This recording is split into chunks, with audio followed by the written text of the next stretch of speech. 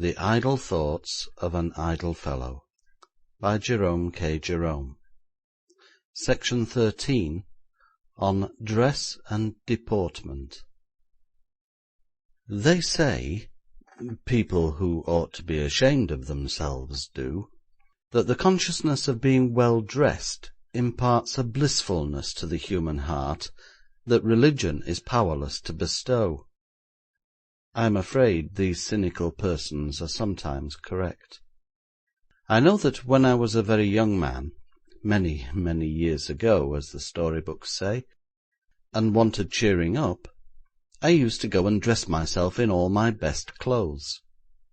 If I had been annoyed in any manner, if my washerwoman had discharged me, for instance, or my blank verse poem had been returned for the 10th time, with the editor's compliments and regrets that owing to want of space he is unable to avail himself of kind offer, or I had been snubbed by the woman I loved as man never loved before. By the way, it's really extraordinary what a variety of ways of loving there must be. We all do it as it was never done before. I don't know how our great-grandchildren will manage. They will have to do it on their heads by their time, if they persist in not clashing with any previous method. Well, as I was saying, when these unpleasant sort of things happened and I felt crushed, I put on all my best clothes and went out. It brought back my vanishing self-esteem. In a glossy new hat and a pair of trousers with a fold down the front, carefully preserved by keeping them under the bed. I don't mean on the floor, you know, but between the bed and the mattress. I felt I was somebody, and that there were other washerwomen, aye, and even other girls to love, and who would perhaps appreciate a clever, good-looking young fellow. I didn't care. That was my reckless way. I would make love to other maidens. I felt that in those clothes I could do it. They have a wonderful deal to do with courting, clothes have. It is half the battle. At all events the young man thinks so, and it generally takes him a couple of hours to get himself up for the occasion. His first half-hour is occupied in trying to decide whether to wear his light suit with a cane and drab billycock, or his black tails with a chimney-pot hat and his new umbrella. He is sure to be unfortunate in either decision. If he wears his light suit and takes the stick, it comes on to rain, and he reaches the house in a damp and muddy condition and spends the evening trying to hide his boots. If, on the other hand, he decides in favour of the top hat and umbrella, nobody would ever dream of going out in a top hat without an umbrella. It would be like letting baby, bless it, toddle out without its nurse. How do I hate a top hat! One lasts me a very long while, I can tell you. I only wear it when... well, never mind when I wear it. It lasts me a very long while. I've had my present one 5 years. It was rather old-fashioned last summer, but the shape has come round again now, and I look quite stylish. But to return to our young man and his courting. If he starts off with the top hat and umbrella, the afternoon turns out fearfully hot, and the perspiration takes all the soap out of his moustache, and converts the beautifully arranged curl over his forehead into a limp wisp resembling a lump of seaweed. The fates are never favourable to the poor wretch.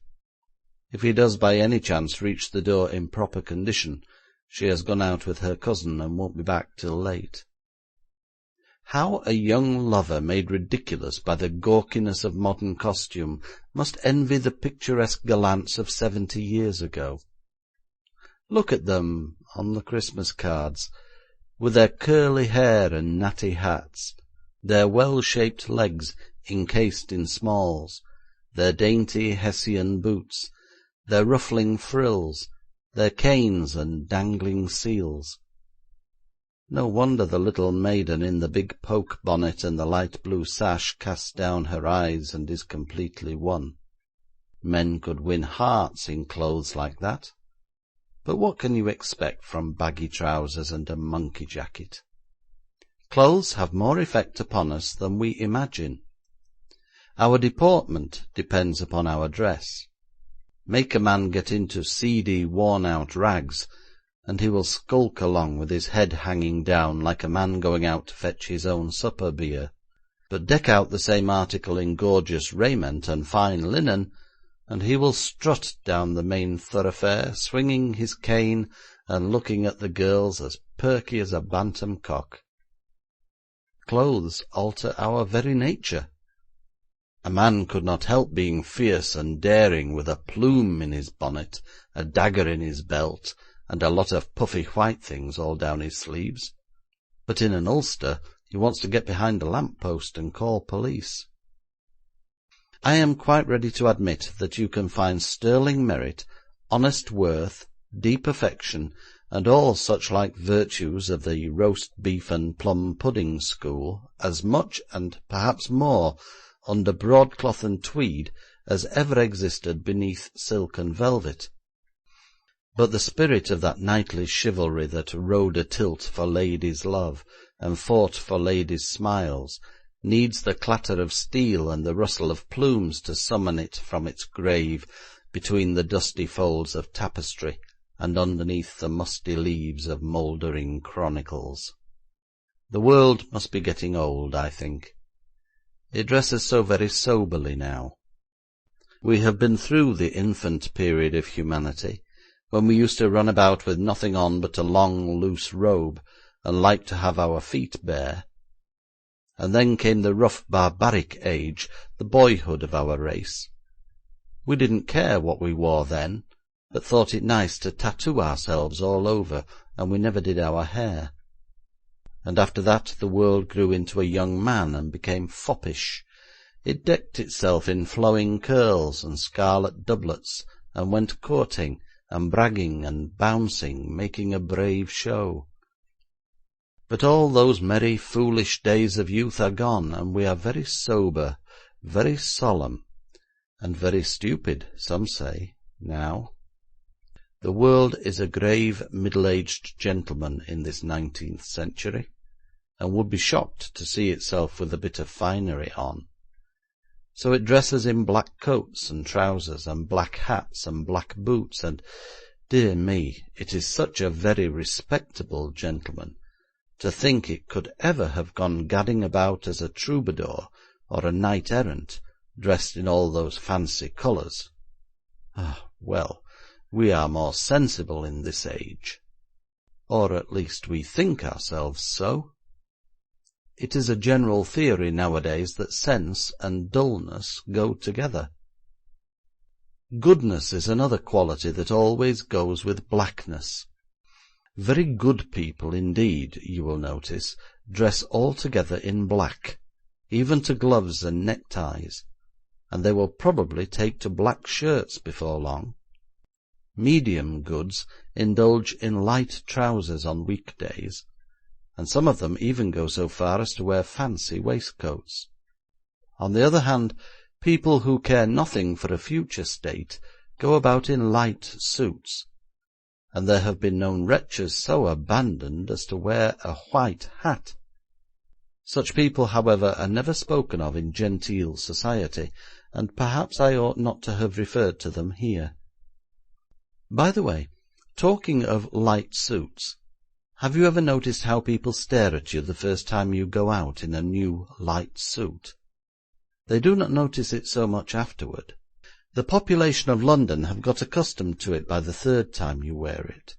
I say you, because I am not speaking from my own experience. I do not wear such things at all myself. As I said, only sinful people do so. I wish, though, it were not so, and that one could be good and respectable and sensible without making oneself a guy. I look in the glass sometimes at my two long cylindrical bags, so picturesquely rugged about the knees, my stand-up collar and billycock hat, and wonder what right I have to go about making God's world hideous. Then wild and wicked thoughts come into my heart. I don't want to be good and respectable. I never can be sensible, I'm told, so that don't matter. I want to put on lavender-coloured tights, with red velvet breeches and a green doublet slashed with yellow, to have a light blue silk cloak on my shoulder, and a black eagle's plume waving from my hat, and a big sword, and a falcon, and a lance, and a prancing horse, so that I might go about and gladden the eyes of the people. Why should we all try to look like ants crawling over a dust-heap? Why shouldn't we dress a little gaily? I'm sure if we did, we should be happier. True, it is a little thing, but we are a little race, and what is the use of our pretending otherwise and spoiling fun? Let philosophers get themselves up like old crows if they like, but let me be a butterfly. Women, at all events, ought to dress prettily. It is their duty. They are the flowers of the earth, and were meant to show it up. We abuse them a good deal, we men, but goodness knows, the old world would be dull enough without their dresses and fair faces. How they brighten up every place they come into! What a sunny commotion they, relations of course, make in our dingy bachelor chambers, and what a delightful litter their ribbons and laces, and gloves and hats and parasols and kerchiefs make! It is as if a wandering rainbow had dropped in to pay us a visit. It is one of the chief charms of the summer, to my mind, the way our little maids come out in pretty colours. I like to see the pink and blue and white glancing between the trees, dotting the green fields and flashing back the sunlight. You can see the bright colours such a long way off. There are 4 white dresses climbing a hill in front of my window now. I can see them distinctly, though it is 3 miles away. I thought at first they were milestones out for a lark.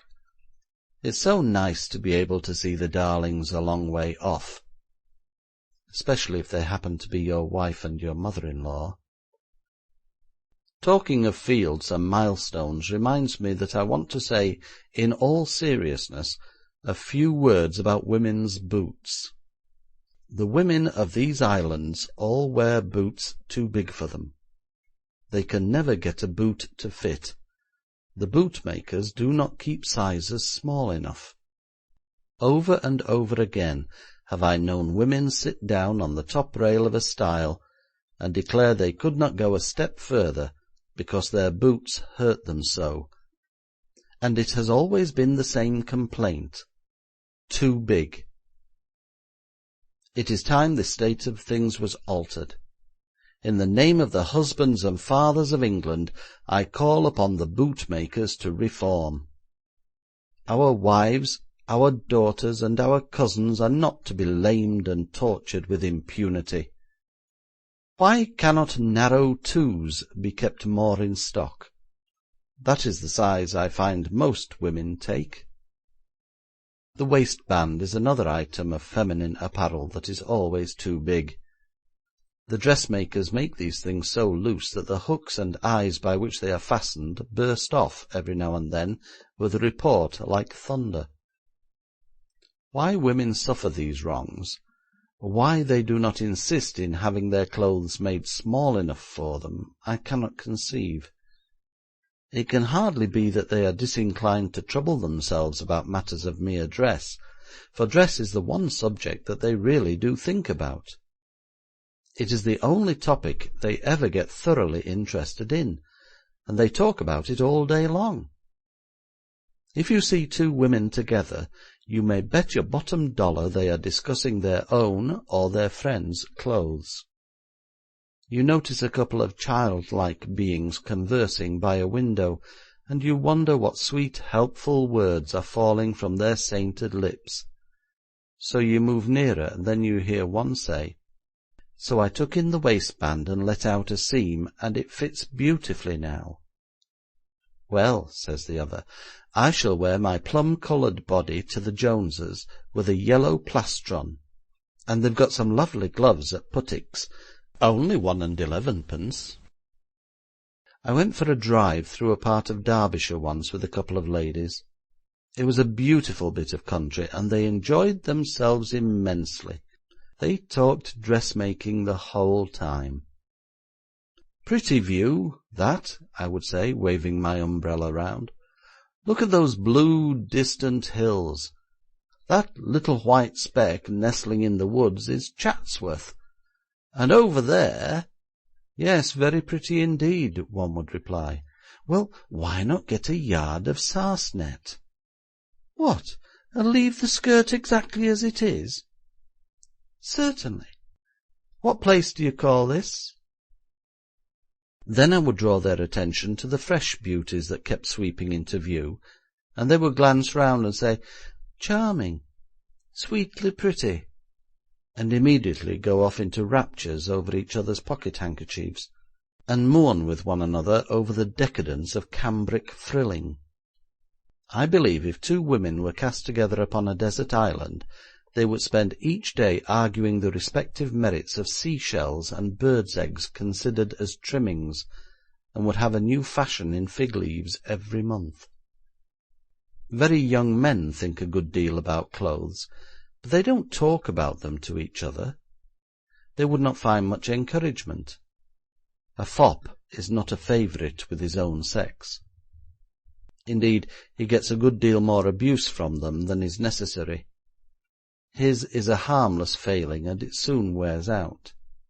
Besides, a man who has no foppery at 20 will be a slatternly, dirty-collar, unbrushed coat man at 40.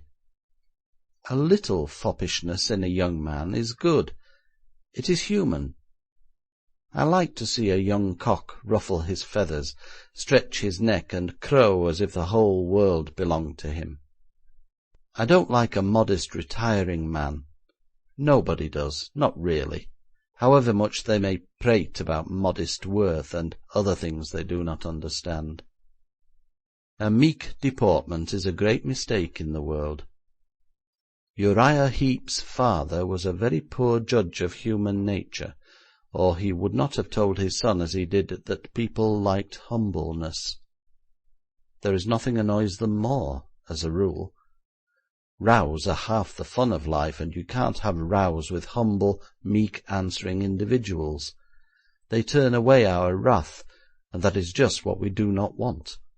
We want to let it out. We have worked ourselves up into a state of exhilarating fury, and then just as we are anticipating the enjoyment of a vigorous set-to, they spoil all our plans with their exasperating humility. Xantippe's life must have been one long misery tied to that calmly irritating man Socrates. Fancy a married woman doomed to live on from day to day without one single quarrel with her husband. A man ought to humour his wife in these things. Heaven knows their lives are dull enough, poor girls. They have none of the enjoyments we have. They go to no political meetings. They may not even belong to the local amateur parliament. They are excluded from smoking carriages on the Metropolitan Railway, and they never see a comic paper. Or if they do not know it is comic. Nobody tells them. Surely, with existence such a dreary blank for them as this, we might provide a little row for their amusement now and then, even if we do not feel inclined for it ourselves. A really sensible man does so, and is loved accordingly, for it is little acts of kindness such as this that go straight to a woman's heart. It is such like proofs of loving self-sacrifice that make her tell her female friends what a good husband he was after he's dead. Yes, poor Xantippe must have had a hard time of it. The bucket episode was particularly sad for her. Poor woman! She did think she would rouse him up a bit with that. She had taken the trouble to fill the bucket, perhaps been a long way to get specially dirty water, and she waited for him. And then to be met in such a way after all. Most likely she sat down and had a good cry afterward. It must have seemed all so hopeless to the poor child, and for all we know she had no mother to whom she could go and abuse him. What was it to her that her husband was a great philosopher? Great philosophy don't count in married life. There was a very good little boy once who wanted to go to sea, and the captain asked him what he could do. He said he could do the multiplication table backward and paste seaweed in a book, that he knew how many times the word begat occurred in the Old Testament, and could recite "The boy stood on the burning deck" and Wordsworth's "We are seven." Very good, indeed," said the man of the sea. "And ken ye kerry coals?" It is just the same when you want to marry. Great ability is not required so much as little usefulness. Brains are at a discount in the married state. There is no demand for them, no appreciation even. Our wives sum us up according to a standard of their own, in which brilliancy of intellect obtains no marks. Your lady and mistress is not at all impressed by your cleverness and talent, my dear reader, not in the slightest. Give her a man who can do an errand neatly, without attempting to use his own judgment over it, or any nonsense of that kind, and who can be trusted to hold a child the right way up, and not make himself objectionable whenever there is lukewarm mutton for dinner. That is the sort of a husband a sensible woman likes, not one of your scientific or literary nuisances who go upsetting the whole house and putting everybody out with their foolishness. End of section 13.